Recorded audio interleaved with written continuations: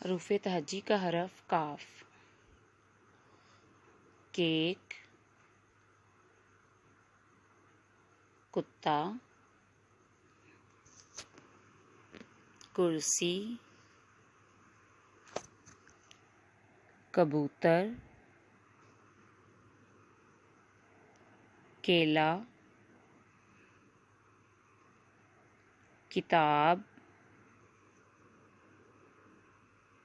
प्यारे बच्चों, इन तस्वीर के नाम किस हरफ से शुरू होते हैं? जी हाँ, काफ से। काफ से शुरू होते हैं। इसकी दो छोटी अश्काल हैं। पहली शक्ल अलिफ से जुड़ती है, दूसरी शक्ल बाकी हरूफ से। सफ़ा नंबर 10 की लाइन नंबर 4 पढ़ते हैं। काफ कुर्सी,